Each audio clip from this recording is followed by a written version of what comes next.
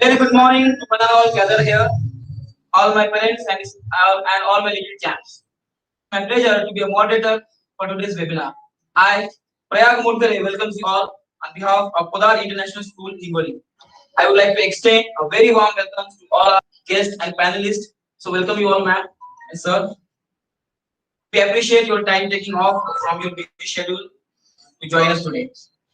So yoga, in Hindi it is called yog, is essentially a spiritual and physical discipline which focuses on bringing harmony between mind and body. It is an art and science of healthy living.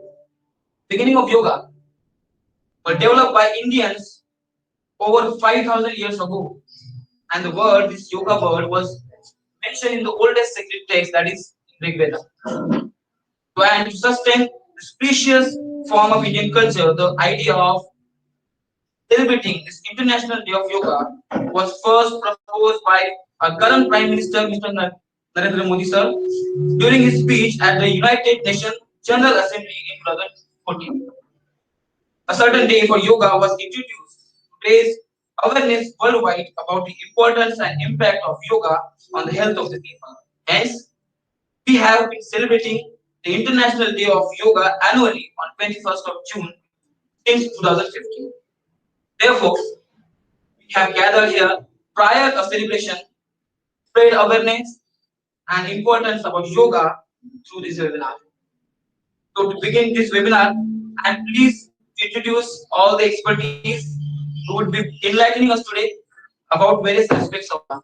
So first, on my right side, we have Dr. Gauri Shastri ma'am. She is a practicing as a Hindi professor at Model College Hingoli.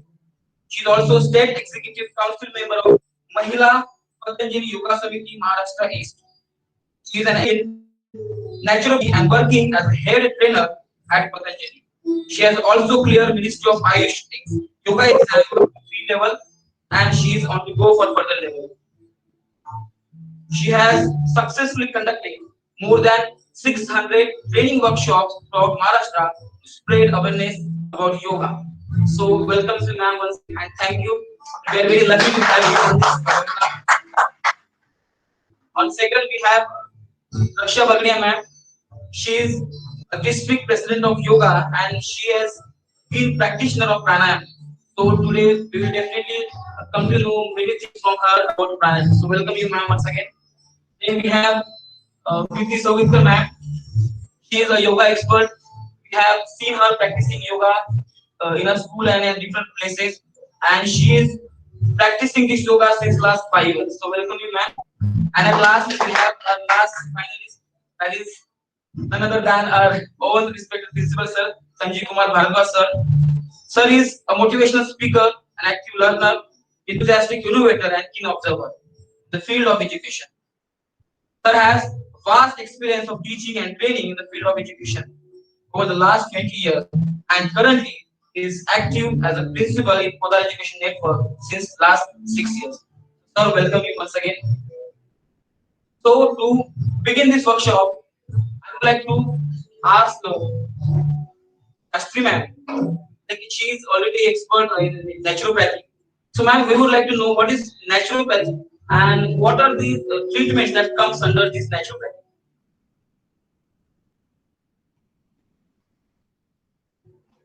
Naturopathy, प्राकृतिक चिकित्सा या फिर निसर्ग उपचार, तीनों में से आप किसी भी शब्द को पकड़ लें।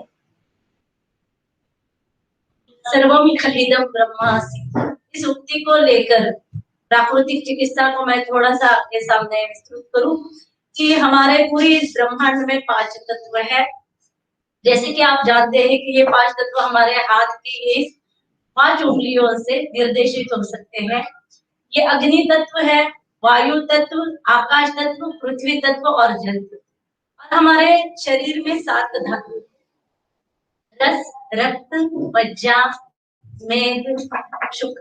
तो ऐसे 7 धातुओं पर जो चिकित्सा होती है उसे प्राकृतिक चिकित्सा कहा जाता है। प्रकृति के माध्यम से इस शरीर की जो चिकित्सा है उसे प्राकृतिक चिकित्सा कह सकते हैं। Thank you ma'am. मैम आपने कहा था कि प्राकृतिक है उसमें ट्रीटमेंट जो आते हैं बहुत सारे, उसके बारे में थोड़ा बताना चाहेंगे? हाँ, तो हमारे शरीर में वैसे ट्रीटमेंट जब शब्द आता है तो उसके साथ डिसीज ये शब्द भी जरूरी हो जाता है, क्योंकि ट्रीटमेंट आप कब करेंगे? जब आपकी सेहत बिगड़ जाए। तो आपकी सेहत क्यों बिगड़ती है? एक तो बैक्टीरियल इन्फेक्शन से। तो बैक्टीरिया क्या हमारे शरीर में रहने का उसे कोई हक है? क्या जगह है? तो है ही नहीं। तो बैक्टीरिया हमारे शरीर में जा ही नहीं सकते और रह ही नहीं सकते। कब तक? जब तक विजातीय तत्व उन्हें जगह नहीं देते, एंटीऑक्सीडेंट्स उनको जगह बनाकर नहीं देते। तो हमारे शरीर को जब हम बिगाड़ना शुरू कर देते हैं, तो जैसे जैसे बिगड़ना शरीर का शुरू हो जाता है तो हमें डिसीज होने शुरू हो जाते हैं, और फिर डिसीज हो जाए तो डिसीज ठीक करना पड़ता है। तो डिसीज ही ना हो, ये पहली बात। और अगर डिसीज हो तो उसका एक ही कारण है, एकमात्र कारण है कि हमारे शरीर के एंटीऑक्सीडेंट्स के विजातीय तत्व है वो बढ़ जाते हैं। तो हमारे शरीर के विजातीय तत्वों को हम बाहर फेंके, ये चिकित्सा का मूल और इसी पर डिपेंड है ये चिकित्सा, जो जल के माध्यम से, जो मिट्टी के माध्यम से, जो प्राणायाम के माध्यम से, आसन के माध्यम से, मैग्नेटिक थेरेपी के माध्यम से, आहार के माध्यम से, रसाहार के माध्यम से, एक्यूप्रेशर के माध्यम से की जा सकती है। और वायु मतलब हवा, हवा से जितने भी हम अलग ले सकते हैं वो इसमें आ जाएंगे। और फिर सूर्य चिकित्सा, इन 10 आयामों से हम प्राकृतिक चिकित्सा कर सकते हैं। Thank you, ma'am. You have said that we can use multiple ways of naturopathy. In that you have referred pranayam also. We have Raksha Vagriya ma'am. She is expert in the pranayams. Ma'am, मैं आपसे पूछना चाहता हूँ कि आप अभी देख रहे हैं, you have seen like in this pandemic many people have suffered from the breathing problems and they're still suffering with this coronavirus is like this. So we would like to know from you that what are some of the breathing exercises in the pranayam that we can practice at home to feel better and to keep our health safe. So I would like to know on this. Actually अभी corona काल बहुत चल रहा है। प्राणायाम योगा ये तो बहुत सालों से है, हमारे योगी मुनियों ने बताया हुआ है। लोग उसको फॉलो भी कर रहे हैं, धीरे धीरे अभी तक किया भी है। बट अभी कोरोना की वजह से सबको उसका इम्पोर्टेंस समझ में आ रहा है। कोरोना की वजह से ब्रीदिंग प्रॉब्लम एक्चुअली सर हो ही रहा है सभी को। जिनको कोरोना चल रहा है उनको भी, कोरोना क्लियर होने के बाद भी ब्रीदिंग प्रॉब्लम तो सभी में आ ही रही है। इसके लिए सबसे बढ़िया एक में इलाज प्राणायाम एंड योगा। योगा में सबसे मेन हम लोग प्राणायाम, आसन, ये सब चीज उसमें इन्वॉल्व होती है। But pranayama is the best. Pranayama की ऐसे देखा जाए तो 10 प्रकार होते हैं, but 10 types of pranayama. But अभी कोरोना से रिलेटेड हम लोग ज्यादा जो बोलते हैं, एक भस्त्रिका, अनुलोम विलोम, कपालभाति।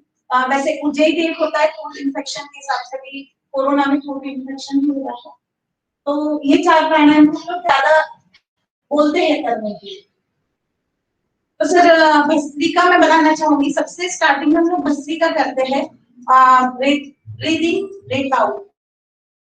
मतलब कि हमें लंबी गहरी श्वास लेकर के छोड़ना है, और मतलब इसे हम लोग भस्त्रिका करते हैं। इससे जो हमारी नस नाड़ियां जो अपने बॉडी में होती है, 72 लाख 10,201 ऐसी टोटल हमारे बॉडी में नस नाड़ियां है, वो सारी इससे क्लियर होती है। जब हम लोग डीप श्वास लेते हैं, छोड़ते हैं, तो वो सब फिल्टर हो जाती है और उसमें जो भी प्रॉब्लम्स आते हैं क्लियर।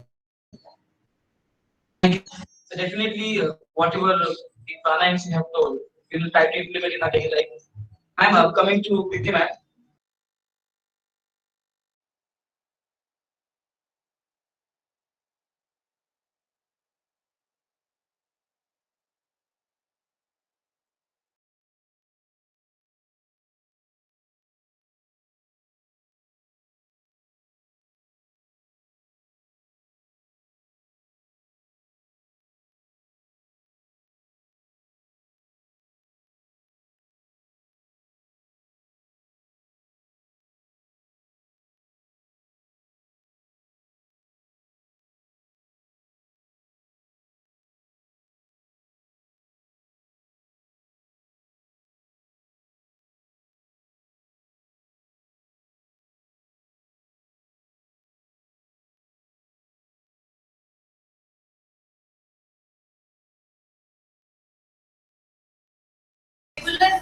करने में भी आसानी होगी और ज्यादा ऐसा स्ट्रेस भी नहीं आएगा, हम ये कर रहे वो कर रहे। इसलिए हमें छोटी छोटी बातें अगर ध्यान में दी तो हम हमारी लाइफ इतनी आसान और इजी कर देंगे कि हमें पता भी नहीं चलेगा। हम अपना शरीर का ध्यान भी रख रहे और लाइफ भी जी रहे हैं।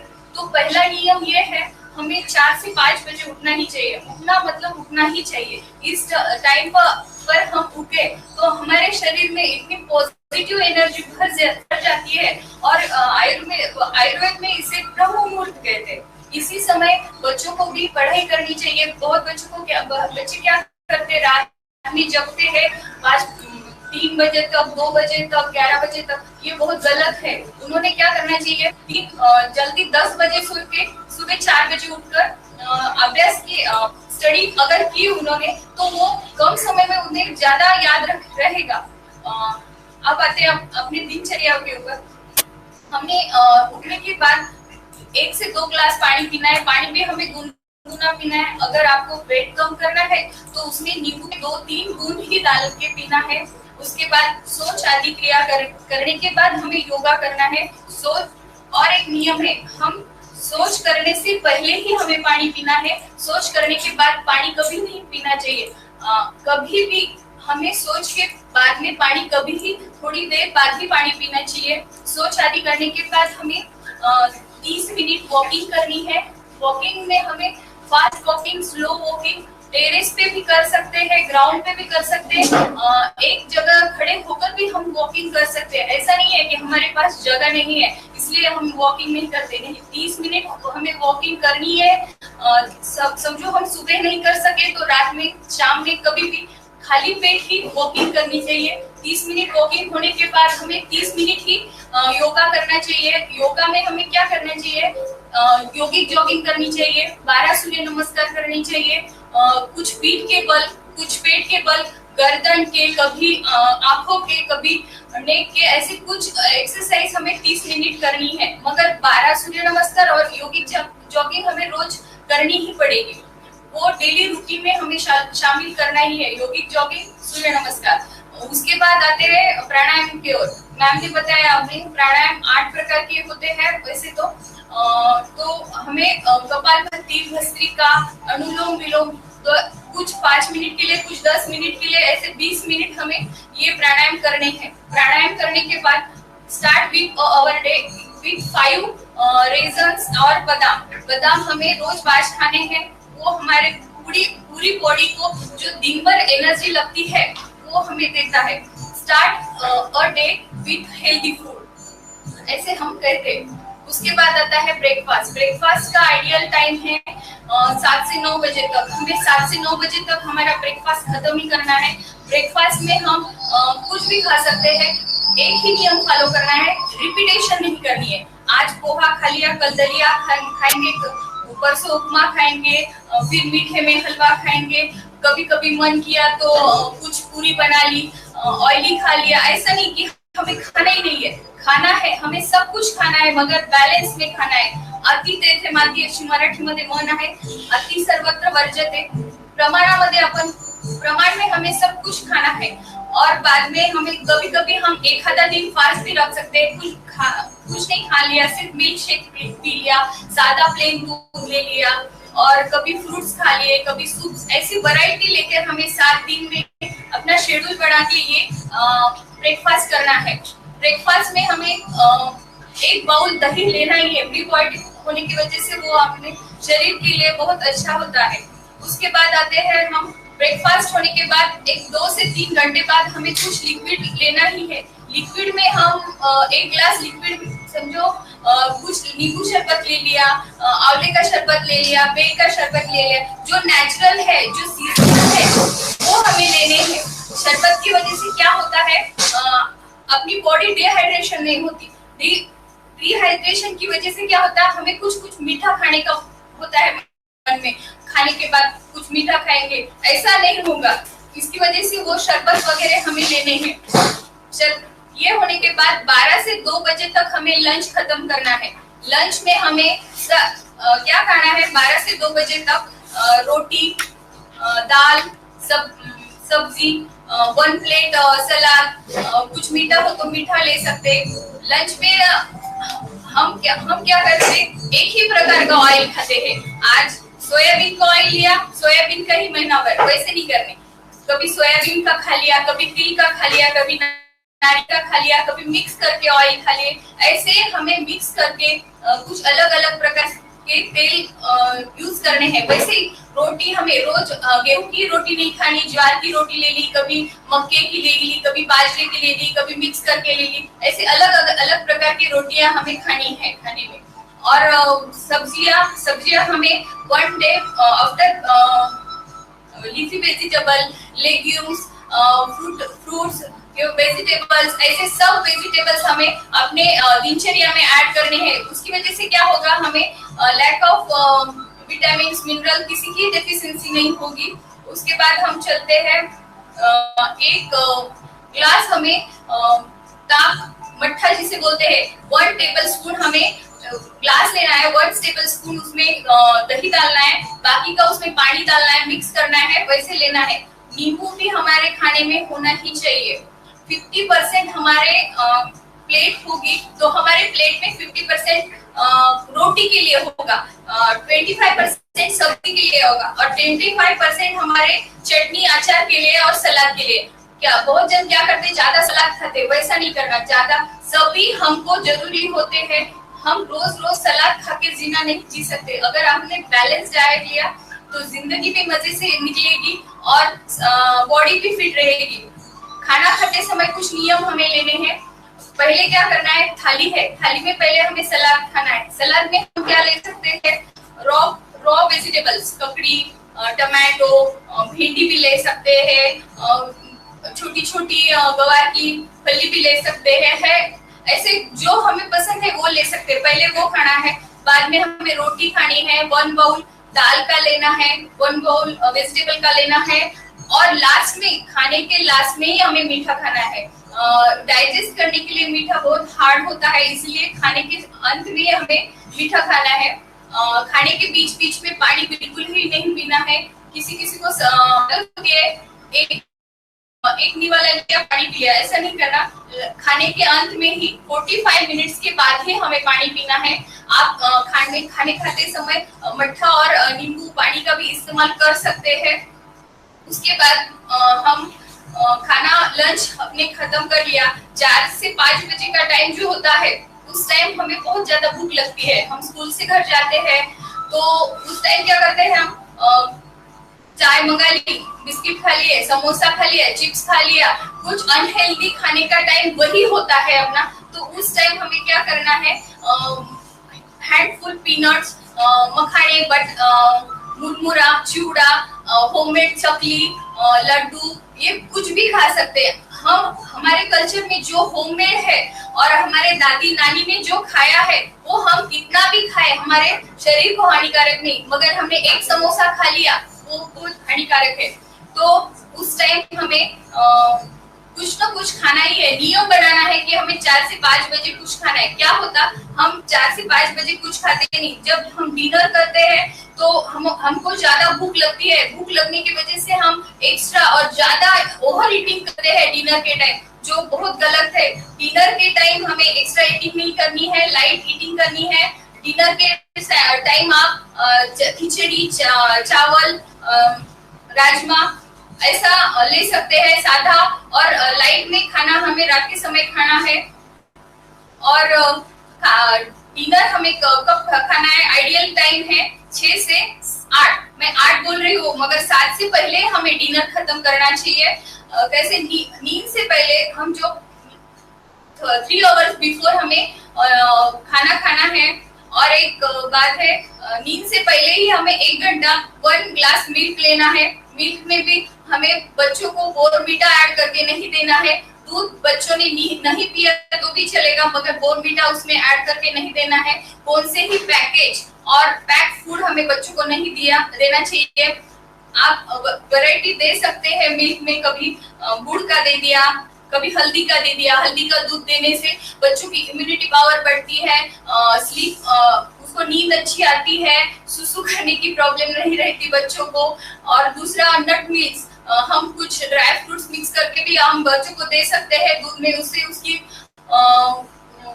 एनीमिया नहीं होगा, उसकी ग्रोथ अच्छी होगी, डाइजेशन अच्छा होगा। और ड्राई जिंजर भी दूध दे सकते हैं, उसके बोन वीक नहीं होंगे, जॉइंट्स अच्छे होंगे। और एक केसर वाला दूध भी ले सकते हैं हम, 2-3 कार्ड ऐसी केसर हम डाल के दूध में लिए तो हमारी हेयर और स्किन ग्रोथ अच्छी होगी। ये सादे है। एक आधा दिन हम सादा प्लेन दूध भी ले सकते हैं। नेचुरल दूध इज बेस्ट, कौन सा भी उसमें फ्लेवर ऐड नहीं करके भी हम दूध ले सकते हैं। कभी गुड़ का भी दूध अच्छा होता है। खाना खाने के बाद हमें गुड़ खाना चाहिए, अजवाइन खानी चाहिए। और एक नियम महत्वपूर्ण है कि हमें 1 टेबलस्पून घी सुबह और 1 टेबलस्पून घी शाम में खाना ही है। हमको क्या लगता है घी खाने से फैट बढ़ेगा, गुड फैट है वो, इसलिए हमें घी खाना ही है। और दूध पीने के बाद हमें और एक बेसिकली और बहुत इम्पोर्टेंट नियम है जो मैं बताना चाहती हूँ सर, कि हम क्या करते, सब काम हो गए, चलो लेट गए, मोबाइल ले लिया, देख लिया, बहुत बुरी आदत है सर ये। मैं भी अपने घर पे टीवी ऐसे 9 बजे खटाक से बंद कर देती हूँ। किसी को कुछ भी देखना हो खटाक से टीवी बंद, सर का भी कुछ चालू रहा तो भी नहीं। नियम मतलब नियम, बच्चों भी हम जो फॉलो करते हैं वही बच्चे फॉलो करते। नींद से पहले 1 घंटा बिफोर हमें डिजिटल मीडिया से दूर रहना है। मोबाइल नहीं देखना, टीवी नहीं देखना चाहिए। उस टाइम समझो अपने को नींद नहीं आती तो आप कुछ रीडिंग कर सकते हैं। सिर्फ ऐसे आंखों के ऊपर ब्राइट नहीं आना चाहिए। ये मुझे लगता है, ये मैं फॉलो भी करती है और ये बहुत आसान भी है। मुझे लगता है आप सब कर सकते हैं। Thank you, ma'am. Thank you so much. You have given us a lot of input about the daily routine and along with that the daily eating habits, the model eating habits. And I'm sure that our students and as well as our parents must have understood, because ma'am has explained everything in Hindi. So you must have understood and you will implement this all the habits which has been shared by the ma'am in your daily routine. So thank you so much, ma'am, once again. Now we'll come back to Shastri ma'am. Ma'am has already shared about naturopathy. So ma'am, what do you think? Why is it important in today's era, this naturopathy? Why is it important? सबसे पहले तो बहुत अच्छा सवाल पूछा है आपने, शुक्रिया, क्योंकि आप सभी लोगों के लिए ये बहुत फायदेमंद है। नेचुरोपैथी की आज की स्थिति में आवश्यकता क्या है? यही है आवश्यकता कि उसके साइड इफेक्ट्स नहीं।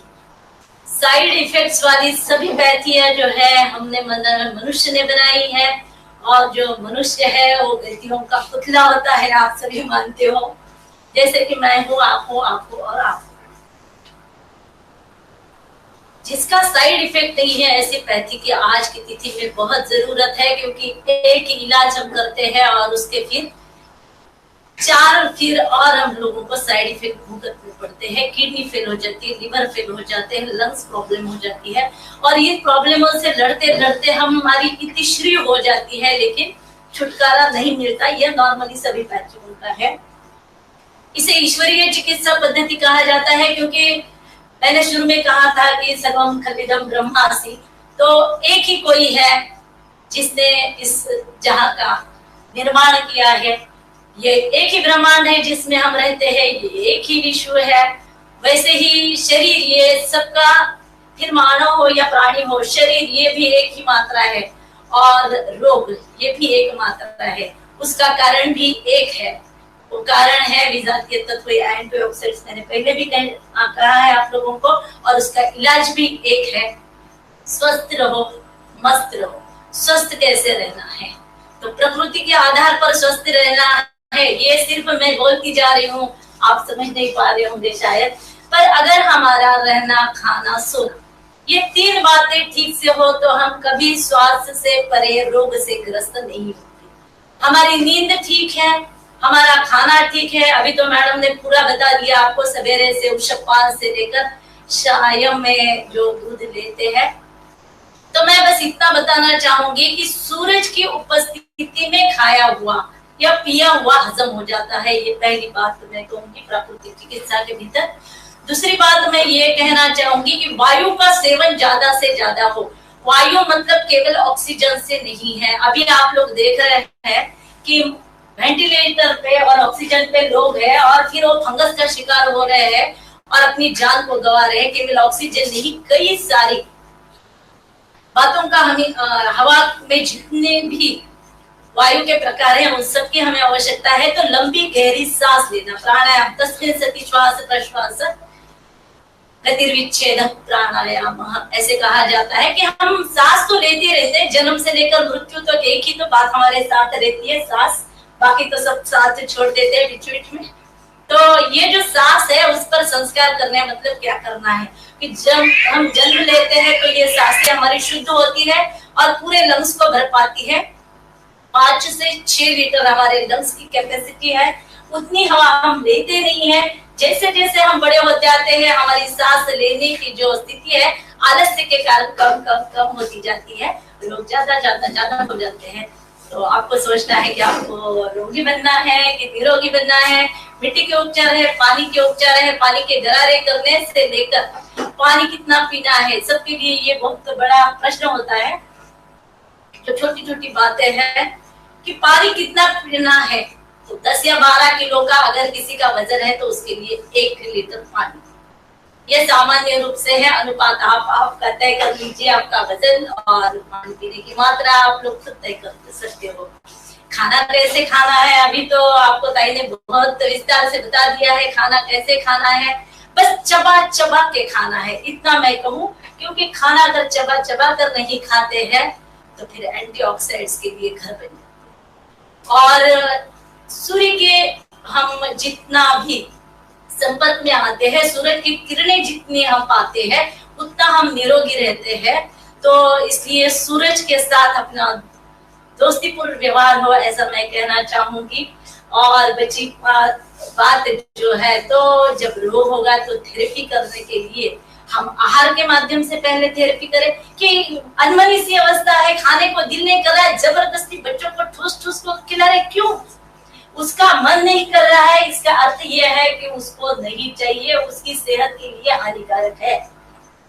बच्चा मना करे तो मैं माताओं को हाथ जोड़ के विनती करती हूँ कि बच्चों को ठूस ठूस के खाने की आदत मत लगाइए। फोन हाथ में दे देते हैं, टीवी लगा देते हैं, कार्टून शो लगा देते हैं, जो बच्चे को पसंद है वो हाथ में देकर उसको इतना खिलाते हैं कि फिर उसके जो खाना खाने के बाद हजम होते हैं अतड़ों की साइज भी बढ़ जाती है मोटापे के कारण में, फिर उसे कट करके सर्जरी करनी पड़ती है। तो ये माताओं का अन्याय बच्चों को बहुत होता है, ऐसा मेरे देखा देखी तो है। तो इसलिए मैं कहना चाहूंगी कि आप बच्चों को ठूस ठूस कर खाने की आदत मत लगाइए। बहुत अल्प आहारी होना चाहिए हमें, अल्प निद्रा, अल्प आहार और सादगी में ही जीवन कटे तो बेहतरीन है, मुझे लगता है कितना। Thank you so much ma'am. आपने जो कुछ भी बताया कि हमारे डेली दिनचर्या में क्या जरूरी है और किस तरह ये नेचर से हम खुद को हेल्दी बना सकते हैं। ऐसा नहीं कि जिम में जाना ही जरूरी है, योगा भी एक ऐसे नेचर से बनाया हुआ तरीका है जिसके जरिए हम बहुत हेल्दी रह सकते हैं। Thank you ma'am once again. Ma'am मैं अभी बगड़े मैम की तरफ आ रहा हूँ। मैम आपने बताया कि प्राणायाम जो है बहुत सारे प्राणायाम है, तो उसमें मैं ये जानना चाहता हूँ, हम सब जानना चाहते हैं, बच्चे भी हैं, तो बच्चे अभी घर में हैं, even the parents are at home, so घर में बैठ के ऐसे कोई कुछ प्राणायाम्स है जो आप अभी हमको बता सकते हो जो घर में बच्चे बैठ के कर सकते हैं, एक या दो, ताकि उसको फायदा हो। और उसके साथ साथ जो हम प्राणायाम करते हैं, ब्रीदिंग एक्सरसाइज करते हैं, उसके और क्या क्या बेनिफिट्स हो सकते हैं वो भी हम आपसे थोड़ा जानना चाहते हैं। वैसे तो सारे प्राणायाम ऐसे हैं जो हम घर में ही बैठ के कर सकते हैं, उसमें हमें कुछ भी नहीं, थोड़ा सा एक एकांत जगह होनी चाहिए बच्चों के लिए भी। अगर पेरेंट्स अगर बच्चों को लेके बैठते हैं, 2-3 बच्चों को साथ में लेके बैठे, थोड़ा एक ग्रुप बना के बैठे, तो बच्चों को बहुत इंटरेस्ट आएगा। उसके अगर हम बेनिफिट्स बच्चों के स्टाइल में बताते हैं कि आपको इससे क्या होगा, क्या आपको बेनिफिट मिलेगा, तो बच्चों को भी इंटरेस्ट आएगा। तो मैं कहना चाहूंगी बच्चों के लिए अनुलोम विलोम प्राणायाम भी बहुत अच्छा है। तो बच्चों, अनुलोम विलोम प्राणायाम हमें ऐसा प्राणायाम है, इससे हमारी मेमोरी स्ट्रॉन्ग बनती है। आप लोगों को लगता है स्कूल में बहुत होमवर्क दिया जा रहा है, ये मेरे से मतलब ओवरलोड हो रहा, कोई टीचर्स लोगों को बहुत अच्छे से पता है बच्चों की कैपेसिटी कितनी है, बच्चे कितना लर्न कर सकते हैं। और बच्चों को भी ओवरलोड हो ऐसा कोई काम टीचर्स लोग नहीं करेंगे। बहुत से बच्चों को ऐसी प्रॉब्लम होती है कि इनको याद नहीं रहता है, मेमोरी प्रॉब्लम रहती है, मेमोरी वीक हो जाती है।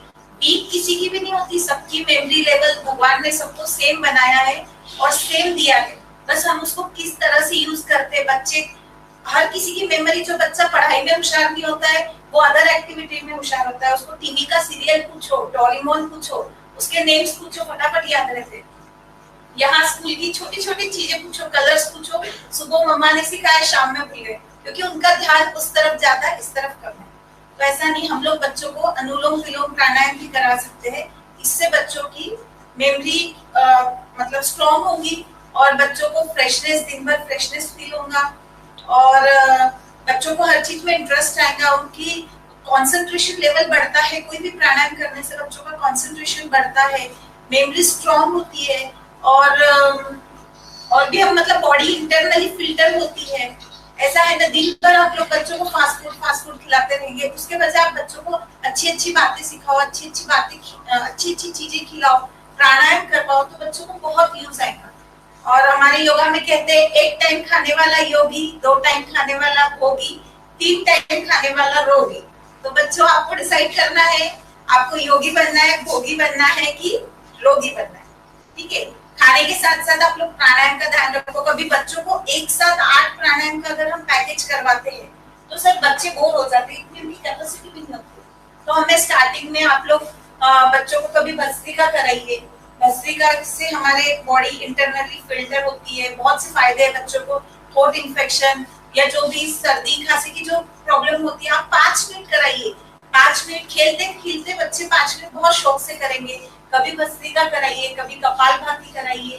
कपालभाति के भी हमें बहुत से फायदे हैं। अभी कोरोना काल में भस्त्रिका जितना यूजफुल है उतना ही कपालभाति भी है। और बच्चों के लिए सबसे अच्छा, मतलब मैं तो सजेस्ट करूंगी, अनुलोम विलोम भी बहुत अच्छा है।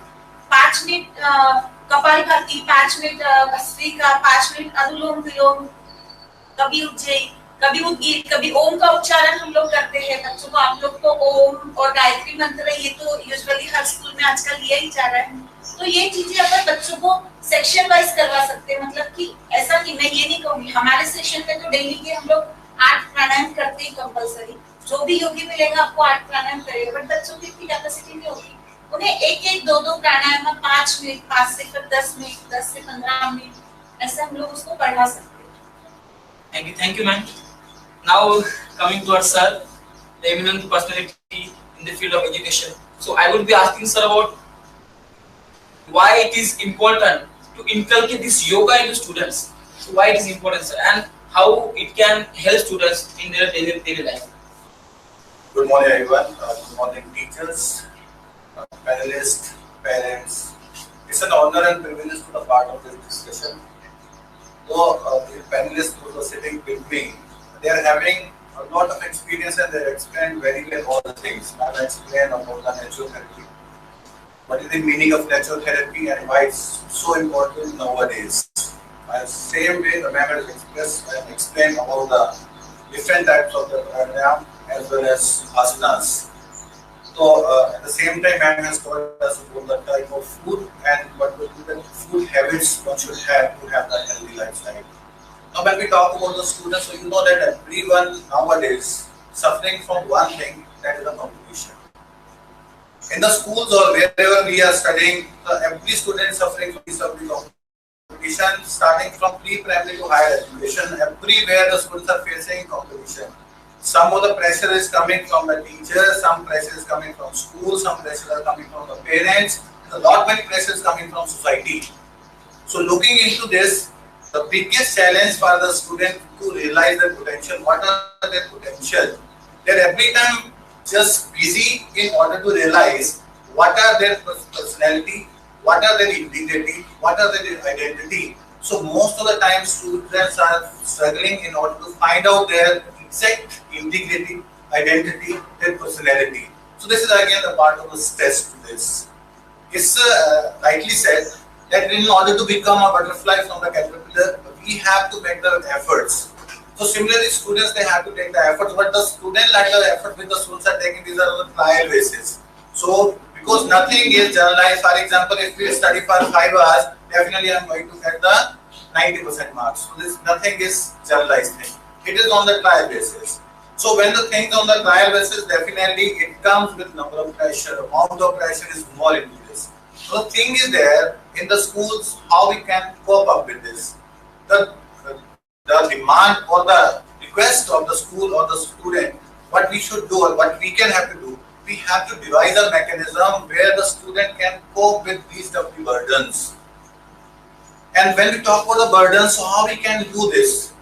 So for this, we should have to devise a mechanism where we have to work for the holistic development of the student, not we have to revitalize them to the knowledge as well as the skills. Most of the time we are telling them to read this, read this, read this. ज़्यादा पढ़ोगे तो अच्छे engineer बन जाओगे, ज़्यादा पढ़ोगे तो अच्छे डॉक्टर बन जाएंगे, ज़्यादा पढ़ोगे तो अच्छे सीए बन जाएंगे, ज़्यादा पढ़ोगे तो अच्छे टीचर बन जाओगे। लेकिन कोई भी ये नहीं बोलता कि अच्छा पढ़ोगे और अच्छा खाओगे तो अच्छा इंसान भी बनोगे। तो मुझे लगता है कि सबसे पहले हमें अच्छा इंसान बनाने के लिए we have to work it out, and that is why the holistic development is very, very important.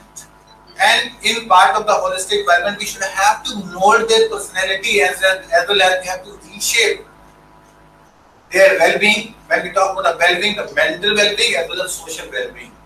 Every time ma'am has told the mothers are giving extra food to the kids, but at the same time, I request to all those who are with us that we should have to give them extra care rather than to give them extra food. Because when we talk about the extra care, so care is not limited only to the foods. The care is limited not only to the education. Care is not limited to the materialistic things. Care include all the things. When we talk about the care, starting from morning, what will be the wake up time? I am rightly told, early to bed, early to rise. Okay. So when we go to the bed too early and too early to rise, so definitely, ma'am has rightly pointed out the memory power in the morning, because from in the morning hours, everywhere you will find a peace as well as calm. And when there is a peace and calm, you can study more, you can concentrate more. And that is the purpose of the yoga to have in our life. When we talk about the yoga, so yoga is a transformation of minds to body and body to minds. So this is a transformation. So when we talk about the transformation, so we are not limiting ourselves only to the practicing only few of the asanas. The thing is that when we are performing some of the asanas, what is the output into it? So in the school, when we keeping these type of things, the purpose is only this, that we know one thing, that the healthy mind will only where it resides only in the healthy body. If the body is healthy, then the healthy mind will be there. And if we know ourselves, because yoga is also about knowing ourselves, what we are. So in order to understand what we are, what we can do, whether we are healthy or not healthy, so this is the importance of the yoga in the school, number one. Number two, when we do these type of things that yoga practices every day in the schools, so the different things is going to elaborate in this way. For example, ma'am has pointed out about the concentration of the student. So when we talk about the concentration, you know that there are a lot many subjects are there. When we talk about the subjects, in the one subject, the number of topics are there. And when we talk about the topics, in the one topic, the number of formulas are there. So how to focus, how to concentrate, how to memorize all these things. So I think this yoga asanas is help us, this healthy food is help us to memorize all the things, to keep all the things for a longer time in our mind. Means when we are doing these type of things regularly, it helps us to concentrate, it helps us to know our potential, that what exactly we are. So once we come to know about our potential, definitely all these things become very, very easy for us. Similarly, when we talk about the competition outside, how to take the pressure. Now I have already told you a lot many pressure the school students are having, even everyone is facing now during Corona, we are everyone facing. So in order to take the pressure, that how much pressure we can bear, so this is only possible because if we can do these type of the exercise every day. If we are every time sleeping on the bed and if we are thinking that everything will be okay, so nothing is going to be okay. You have to make the things happen. Don't wait the things for to be happen. Fine. Try to make the things happen by your own, and for that, yoga sessions are very, very important. Flexibility की जब हम बात करते हैं तो बच्चों की जिंदगी में बहुत ज्यादा जरूरी है, क्योंकि हम बहुत टाइम पे देखते हैं कि बच्चों को स्टेमिना की हम बात करते हैं तो they don't have the stamina. talk, we tell the student to go and take a round for 2 round or 3 round in the ground, they are not able to take that round. Why? Because they don't have the stamina. And why they don't have the stamina? Because they are not practicing anything. Now, if we doing the exercise, that a breathing exercise, but ma'am has told, if we regularly doing the breathing exercise, definitely we enjoy. Ma'am also I think pointed out that every day or every time we are breathing only. We are not enjoying the breathing. Most of the time we are taking the short breathing. मतलब जैसे breathe भी सांस भी बड़ी जल्दी जल्दी लेते हैं, हम उसको enjoy नहीं करते हैं. We are not knowing that how much we are breathing and how to breathe it out. So if we are breathing properly, so definitely it is going to enhance your stamina. And once the stamina enhanced, so you can do the miracle in any field of your life. It's not limited only to the sports. It's not limited only to the education. It's not limited to other aspects of life.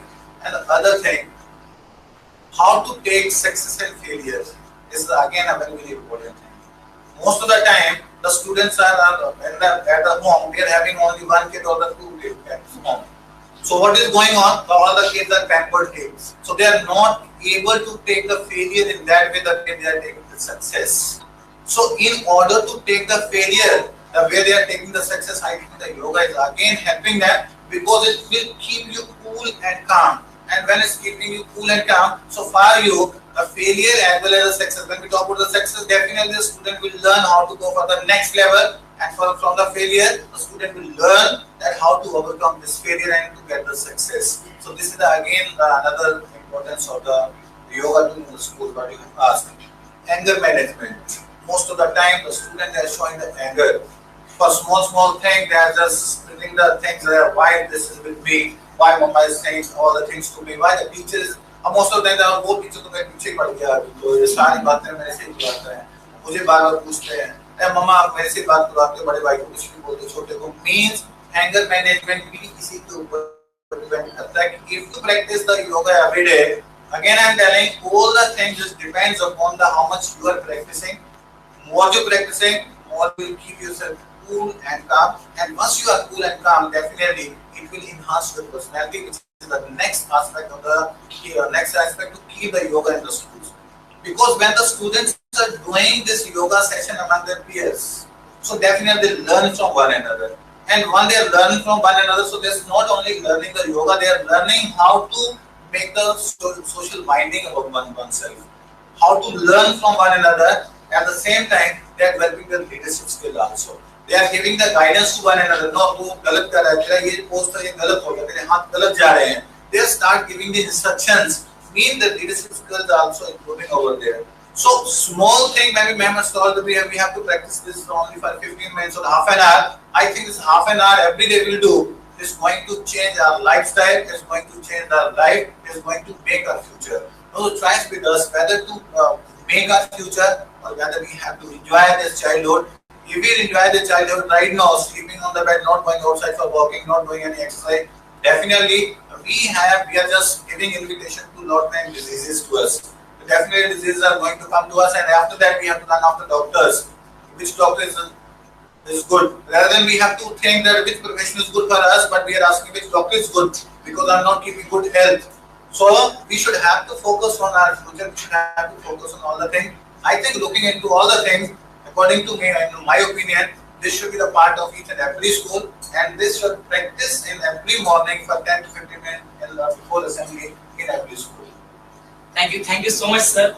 You have given a lot of inputs and the holistic approach for the students, how students and as well as the parents should have a holistic approach towards their daily life, and what are the different aspects that students can inculcate in their daily life. That is anger management, the care from the parents, and other aspect as well. So thank you so much, sir. At last, to conclude, I would like to ask one last question to all of you. First of all, I ask to sir only. What is the message that you would like to give to students on this occasion of this International Day of Yoga? A small message for students and parents. Yes, I just want to convey this message to all of you that if you want to keep yourself healthy, if you want to keep yourself happy, you have to practice yoga every day without fear, without any excuse. आज बाहर बारिश हो रही है, मुझे नहीं करना है, आज मुझे बाहर नहीं जाना है, रात में लेट सोया था, मुझे जल्दी नहीं उठना है. We should have to go away from these type of excuses. We should have to throw each and every type of stress away, and we should have to focus on our focus on our goals and what we want to do and how we can do it. So this is the purpose I want to, and this is the message I want to convey. Thank you, sir. Preeti ma'am, from you. एक बात बोलना चाहूंगी, हमारी वैसे तो आयुर्वेद के हिसाब से उम्र 120 साल है, हम हमारी जिंदगी 120 साल जी सकते हैं। सर ने बताया गलत हमारे आहार विहार एक्सेस की कमी की वजह से हम ये जो जल्दी जल्दी जा रहे हैं ऊपर, ये हमारे गलती करने से ही जा रहे हैं, नहीं तो हम 120 साल जिंदगी अपनी को जी सकते हैं। तो हमें योगा और हेल्दी डाइट लेनी है, यही बताओ। Thank you ma'am. Raksha ma'am. Actually सभी बच्चों का एक क्वेश्चन होता है, मैम आप तो योगा करते हो, हमारे पास बहुत काम होता है, स्टडीज, मॉर्निंग में स्कूल, देन ट्यूशंस, देन हम लोग थोड़ा खेलना चाहते हैं। खेल के आने की मम्मा स्टार्ट हो जाती है, बच्चा होमवर्क करो, ऐसी शाम निकल जाती है। बट आपको एक चीज बताना चाहूंगी बच्चों, और health is our best wealth.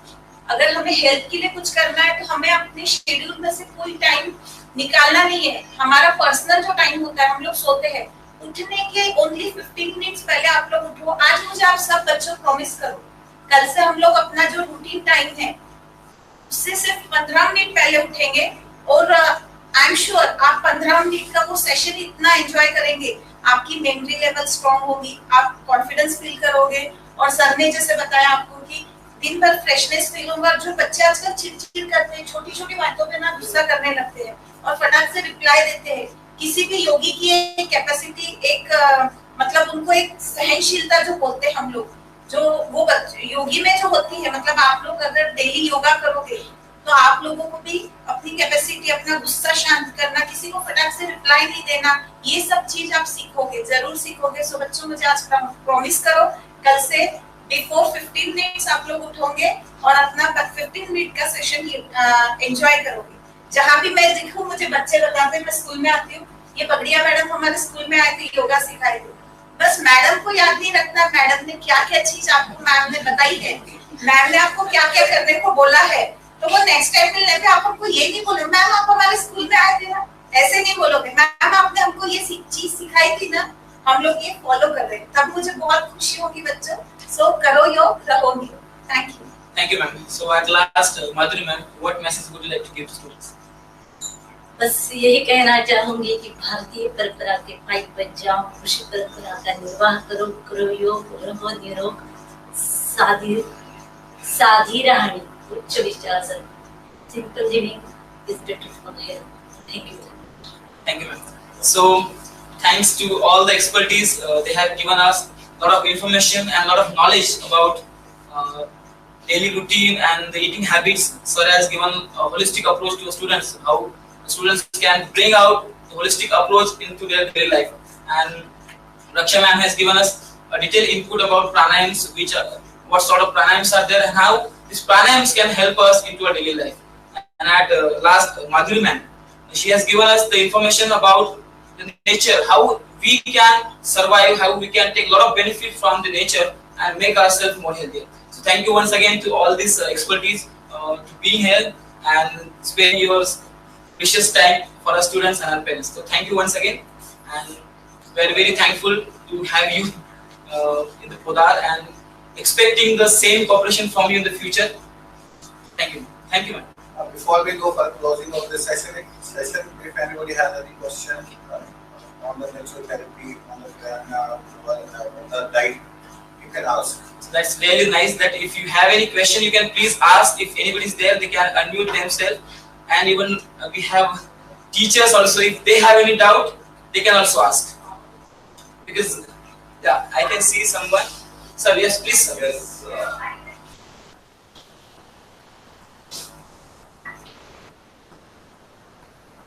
Good morning, all teachers. Good morning, respected principals. Good morning, families, and all my friends. So I would like to ask a question regarding food management, because I am a bachelor, so I eat in mess. So sometimes I eat too much rice. I don't eat chapati or bajri. So what can be the solution for that? कुछ problem नहीं, हम rice भी खाते हैं ना तो कुछ problem नहीं। ऐसे बोलते हैं राइस ज्यादा खाने से अपना वेट बढ़ता है, रॉन्ग थिंग। राइस हम माँ जब हमें पहला खाना देती है वो राइस ही होता है, इसलिए राइस इज बेटर। तो कुछ प्रॉब्लम नहीं, आप राइस ही खा सकते हैं। Okay, I would like to ask question to Bhavya ma'am. Most of the time we are in stress, and as a human being, we usually get stress because if we don't get stress, we are not human being. So, which pranayam will help us to reduce the stress? And sometimes I do get headache. So, how should I avoid to live a healthy life, or which pranayam should I follow so I can enjoy my life very well? Sir actually ऐसे देखा जाए तो सभी प्राणायाम हम लोग को freshness feel होता है, और जो स्ट्रेस हम लोग को होता है सभी प्राणायाम से दूर होता है। बट अगर आपको कभी कोई किसी चीज का किसी ने हमको कुछ कहा, हम लोग दिमाग में लेके बैठते हैं इसने मुझे ऐसा क्यों कहा, या हम लोग किसी को रिप्लाई दे देते, या हमने इसको ऐसा क्यों कहा, नहीं कहना चाहिए। छोटी छोटी बातों से कभी हमें स्ट्रेस आ जाता है। अनुलोम विलोम इज द बेस्ट। तो अनुलोम विलोम तो अब आपको कैसे करना चाहिए ये मैं आपको अभी बताऊं, उससे तो एक आधी बार हम लोग प्राणायाम का सेशन लेंगे, या पर्सनली आप कांटेक्ट करो, हम आपको जरूर बताएंगे। प्राणायाम से हमारा पूरा स्ट्रेस दूर होता है, दिन भर की थकान दूर होती है। आप ज्यादा से ज्यादा अनुलोम विलोम करिए, बेस्ट रहेगा। Okay, I just want to another question. It is the last question for you. I'm still a student. I'm no teacher, but I'm still a student. Sometimes I go to bed very late, so I want to stop that bad habit, and I want to get up early in the morning. So what kind of strategy should I make to go early bed? And if I try to go early bed, I can't sleep. So what can be solution? ये सारी गलत आदतें हमने अपने शरीर को डाल दिए। हमारा शरीर सिर्फ अपनी सुनता है। आप रात को सोते समय या दिन भर बोलो हमें जल्दी उठना है, जल्दी उठना है, जल्दी उठना है। आपको मैं डेफिनेटली बताती हूँ, आपको अलार्म की भी जरूरत नहीं पड़ेगी। आप सुबह 4 बजे आपसे खटाक से उठ जाएंगे। ये सब गलत आदतें हमने अपने शरीर को खुद ने लगाई। मुझे भूख लगी, हमारे शरीर को जब खाना हो तभी हमें भूख लगती है। ये जो हमें भूख लगती है वो अलग सी मानसिक भूख रहती है, शरीर की भूख नहीं रहती। वैसे अगर हमने 21 दिन अगर सुबह जल्दी उठे तो 22 दिन अगर हम 12 बजे भी सो गए तो भी आपको अर्ली उठ जाएंगे। Surely I will try to follow. सबसे पहले सर आपको मोबाइल ऑफ करना पड़ेगा सोने से। सबसे एक बात बताऊं, जब भी हम मोबाइल हाथ में लेंगे 1, 2, 3 कैसे बजता है आपको पता नहीं चलता है। आप बुक हाथ में लो, आपकी फटाक से नींद आने लगती है। हमको क्या करना है, लास्ट सीन देखकर, स्टेटस देखकर वो क्या कर रहा है, दूसरों की जिंदगी से हमें कुछ मतलब नहीं। अपनी जिंदगी के लिए हमें जल्दी सोना है। और कौन सा भी शेड्यूल है सर, रात में काम सिर्फ मीडिया छोड़कर, कुछ डॉक्टर्स वगैरह छोड़ के, हम तो सारे शिक्षक है इसलिए तो कुछ उसका प्रॉब्लम नहीं। हम जल्दी सोच सकते हैं, कुछ प्रॉब्लम आए तो भी हम जग सकते हैं, मन में अगर विश्वास हो तो। Thank you, ma'am. Any other questions from teacher? Yes, students? yes. Yes, Too please. fast, yes. Last 2 questions. Good morning to everyone. I would like to ask one question: how much amount of water should we drink in a day? कितना पानी पीना 3 चाहिए? से 4 मैंने litre. पहले कहा था आपको कि 10 से 12 किलो वजन के लिए 1 लीटर पानी इस अनुपात से। अब ये अगर 60 किलो वजन है तो 5 लीटर पानी, इस हिसाब से Any other questions, sir? 4 से 5 litre. I want to ask one question, ma'am. I read this one page I like on Facebook that about the fruits. So they given here what it is. The right time is not there to eat at night. It's not right time to eat the rice. So what about it? सभी की अलग अलग मान्यता है, मगर जो diet अभी निकल रहे हैं सबके अलग अलग विचार है। सब अपना माल बेचने को बैठे हैं। पहले से हमारे दादी नानी राइस खाते थे, इसलिए हमें दाल राइस खाना है कि हमारे दादी नानी खाते थे। उनकी उम्र देखो कितनी थी, और आज हमारे गलत आहारचर्या की वजह से कितनी है। राइस और कौन सा भी फूड लिया तो हमें लिमिट में लेना है। लिमिट के ज्यादा आपने कौन सा भी फूड लिया तो हानिकारक है। Is it the right time to eat the rice at night?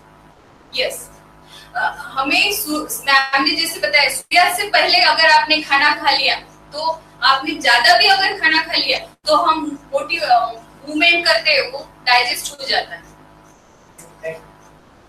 एक सवाल मेरे मन में भी आया है, जस्ट आ गया ma'am. Like we are working in school and you have given this example of naturopathy, so हमें थोड़ा जानना चाहते हैं कि हम स्कूल में दिन भर रहते हैं एंड स्कूल में रहने के बाद नेचुरोपैथी को हम इस स्कूल में कैसे इस्तेमाल कर सकते हैं while working, because it's in nature. थोड़ा सा स्कूल में नहीं, कहीं पर भी आप वर्क कर रहे हो तो नेचर तो हमारे साथ जुड़ा है, हमारे सांसों के साथ ही नेचर जुड़ा है। हमारे शरीर में 3 दोष होते हैं वैसे तो, वात, पित्त और कफ। तो जो बढ़ जाए उसकी थेरेपी करनी है। वात बढ़ जाए तो ज्यादा सांसें गहरी लंबी लेनी है, पित्त हो जाए तो लंघन उपवास करना है, और कफ बढ़ जाए तो गरारे करने हैं, कफ को बाहर निकालने की कोशिश करनी है, गर्म खाना है, गर्म पीना है। ये 3 बातें करो तो मुझे नहीं लगता कि सेहत में कुछ गड़बड़ियां हो। बेसिकली ये 3 ही रोग है हमारे शरीर में, और 3 प्रकृति से कुछ भी नहीं है। गर्म पानी पीना है, दूसरा लंबी गहरी सांसों को लेना है, 6 घंटे कम से कम नींद हो। अभी सर ने पूछा था शाम के खाने के बारे में, तो जब गैस फ्लेम शुरू है तब तक ही खाना पक सकता है, इतना तो आपको मालूम है। खाना कब बनेगा? जब तक आपकी फ्लेम ऑन है तब। बंद हो गया गैस तो सूरज ढल गया, आपकी पाचन शक्ति, आपके शरीर में जो वैश्वानर है वो डाउन हो गया। आप कितना भी खा लोगे कुछ भी हजम नहीं होगा।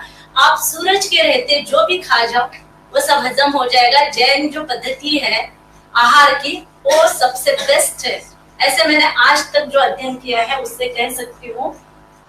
और सर ये हमारी धारणा है कि हम यहाँ काम करते हैं वहां काम करते हैं, 20 घंटे भी आप काम करते हैं और सूरज की रोशनी और हवा, एसी में रहते हैं तो तबीयत बिगड़ेगी, फास्ट फैन करेंगे तबीयत बिगड़ेगी, फास्ट फूड खाएंगे तबीयत बिगड़ने की संभावना पूरी की पूरी है। सारा सिंपल लिविंग इज। एक बात बताऊंगी मैं, लोकल और सीजनल हमें फ्रूट खाना है, जो हमारे आसपास मिलता है, जो सीजन में है वही फ्रूट खाने हैं। एप्पल जो सीजन में आते हैं तभी एप्पल खाने हैं। एप्पल खाने का बेनिफिट और बनाना खाने का बेनिफिट एक ही है, हमें एप्पल की ओर भागना ही है। जो चीजें हमें मार्केट में सस्ती मिलती है वही सीजनल होती है और वही हमें खानी चाहिए। मैम आपको एक सवाल है कि जैसे कि आपने बताया कि बहुत सारे ऑयल हमें खाने चाहिए, मतलब एक ऑयल हमें इंक्लूड करना चाहिए, तो बदल बदल के खाना चाहिए। तो जैसे कि आपने भी वर्कशॉप ज्वाइन किया था जिसमें ऑयल, बिना ऑयल का ही खाना बनाना चाहिए, तो इसके लिए आप हमें सजेस्ट कीजिए कि खाना बनाते वक्त कौन सा ऑयल यूज करना चाहिए, मतलब ज्यादा से ज्यादा, जैसे कि हम सोया ऑयल ज्यादा यूज करते हैं या फली ऑयल ज्यादा यूज करते हैं, तो कौन सा बेटर रहता है इसमें से? मैंने पहले बताया एक जैसा ऑयल हमें नहीं खाना है। समझो हमने 8 दिन ये इस्तेमाल किया तो वो चेंज करके दूसरा, करडी, सब तरह के ऑयल हमें इस्तेमाल करने। ऑयल कौन से इस्तेमाल करने, एक नियम है उसमें, कच्ची घानी के ऑयल हमें इस्तेमाल करने। डबल रिफाइंड ऑयल जो मिलते हैं पैकेट वो नहीं लेने हैं। हमारे यहाँ कच्ची घानी का तेल मिलता है तो वहां से ऑयल परचेज करने हैं। और एक बात, अनपॉलिश दाल हमें खानी है, अनपॉलिश राइस हमें खाने हैं। बहुत सारी बातें हैं जो मुझे बताने को ऐसा मन कर रहा है मगर टाइम लिमिटेशन है।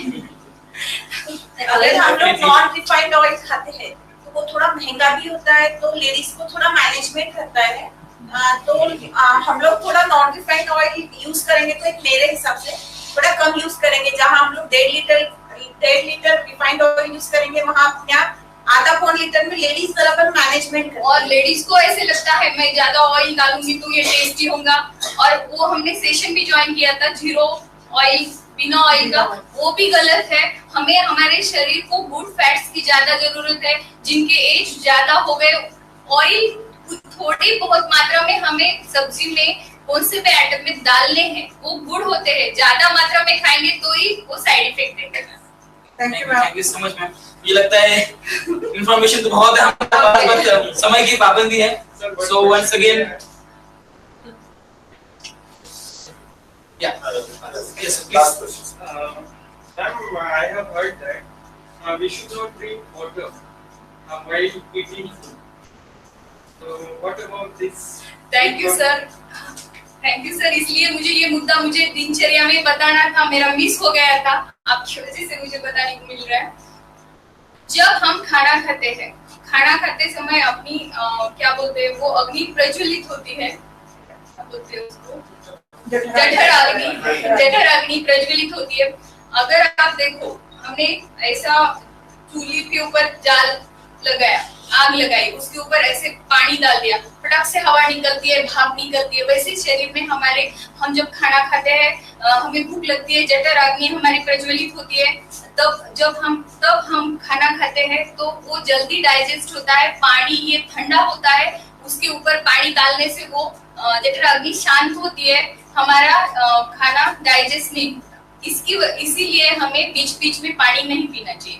एक आधी बार हमें ठसका लग गया कि ज्यादा ऐसा न जड़ बोलते हैं उसको खा लिया, तो एक आधा घूंट हम पानी पी सकते हैं। और खाना करने के बाद चूल जिसे बोलते हैं, गरारे करके हमें एक घूंट पानी गरारे करके पूरे दांतों को साफ करके उतना पानी हमें पीना है, ज्यादा नहीं। और 45 मिनट्स के बाद हम पानी पी सकते हैं। Thank you so much, ma'am. Thank you, everyone. It was a nice interactive session. Everyone, I think, learned so many things. It was a learning session rather. We have learned so many things from one another. I know many of you are following the same thing, but still, we know that we are a teacher and the same that we are a student. So, as a student, you should have to learn and we keep on learning all the things. So, looking into this, we are requesting the panelists, because they are expert in their own field. For example, ma'am, she has told us about the diet plan, or what should be the diet on, how we have to take and when we have to take. So we are requesting to ma'am to take a separate session on one Saturday for teacher first, so the teacher can pass the same thing to the student. I will request to ma'am, जैसे ma'am ने natural therapy के बारे में बताया हमें कि पानी के साथ ही सारी क्रिया, हवा ही सब कुछ है, air is everything. So we should have to concentrate more and more on our breathing, और ये तो पूरी हमें ज़्यादा concentrate करना चाहिए, क्योंकि नेचुरल थेरेपी के बारे में बहुत सारे लोगों को पता ही नहीं है, सुनते हैं लेकिन उसको इम्प्लीमेंट कैसे करना है। I don't know how many of you are knowing about sitting, those who are sitting over here. मुझे लगता है बहुत कम लोगों को पता होगा नेचुरल थेरेपी के ऊपर किस तरीके से हम उसको यूज कर सकते हैं घर में, बाहर। तो उसके लिए मैं आपसे हम रिक्वेस्ट करेंगे कि जैसे हमारा एक separate session on this also, मतलब जैसे आपने अपने अलग प्राणायाम की बात करी, किस प्रकार के कौन से 8 प्राणायाम की आपने बताया कि वो सारे बेनिफिशियल है, तो अगर उसका एक सेपरेट सेशन हमारे लिए रहेगा तो that will more good. I know every time you people are coming and giving your input and giving your time also, but believe me, what we are doing, this is for the social cause, nothing for the school. Looking into the benefit of the society, that what else we can give to the society. If we are knowing something and the same thing is not reaching to the public, so there is no use of that knowledge. So knowledge should go to the public and public should get benefit out of our knowledge. This is the purpose what we are doing in this schools. So looking forward, these are the sessions time and again for the well-being of the society, for the well-being of the people. Thanks once again. Thanks Priyak sir for the introduction of this. I just on this platform, I just want to say thanks to event coordinator for organizing this program. I want to say thanks to our sports teacher for taking the extra effort for making all the program. This is basically the CBSE initiative. The CBSE in this program, we should have to conduct this whole thing. Being a CBSE school, so we never go away from these type of things. Whenever we get a chance, when we find that these things are good to do, and we are the first to do these type of things for the society. So looking forward, and I just want to say thanks to all the teachers, directly, indirectly, those who have participated and those who have given input during this program for making this program a huge success. Looking forward to these type of more programs in the future. Thanks a lot. Thank you everyone.